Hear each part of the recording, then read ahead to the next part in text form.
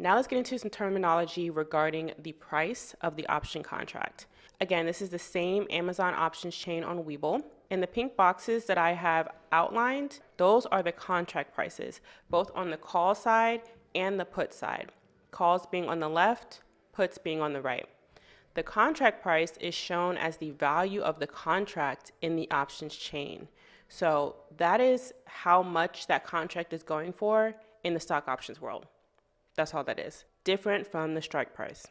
And then in blue, I have identified the bid and the ask price. So with the contract price on both the calls and the put side, you'll see you have some in red and some in green. The red is the ask price and the green is the bid price. So what is bid and ask? The bid represents the best available price the option can be sold for. The ask represents the best available price that the option can be purchased for. Basically, you want to aim to buy the contract for the lowest ask and sell it to the highest bidder. You can also think of the bid and ask as being the range. So what you actually secure that option contract for is usually going to be in between the bid and the ask. So that's going to be the range unless you set up a limit price where you set a specific price for it to go for.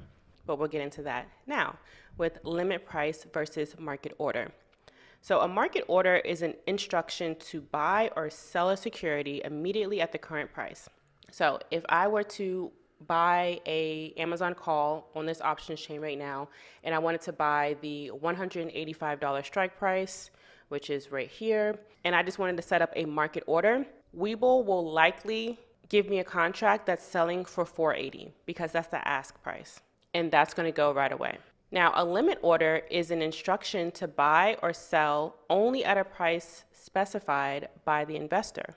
So a limit price is you typing in the number that you want to buy or sell that contract for. If on the options chain, the option contract gets to that price, then your order will go through. If it doesn't, then your order will not go through. So when you buy or sell a contract, it will ask if you want to place a market order or a limit order. Now let's get into the last two terms that are important to know when it comes to contract prices. So again, using the same Amazon options chain, in the center, you will see a number and then D on Webull. This is how it looks. D means days. So 6D means 6 days, 13D means 13 days, so on and so forth. That is the expiration date. The expiration date is the day that the contract expires. You need to sell the contract on or before this date, or your contract will expire worthless, whether it had value or not. If you do not sell it back to the market, it will not sell automatically for you. You have to sell it back to the market on or before the expiration date. And I'm going to tell you guys what expiration dates to buy and all of that. But as you can see, you have many options to choose from. The further out you go, the more expensive the contract because you have more intrinsic value and you have more time on it, and it gets into the likelihood of you making profit. So it's going to cost you more to buy into it. The sooner it is to expire, the cheaper it is, but it's cheap for a reason. Now let's get into the premium price. So the premium price has to do with the contract price. So I have outlined that in purple. When you buy an option, you pay a price. This price is known as the premium. When you sell the option, you receive a premium. So in order to buy it, you pay a premium. When you sell it, you receive a premium. The premium number is shown as the per share value. So you would move the decimal over 2 places to the right or multiply by 100.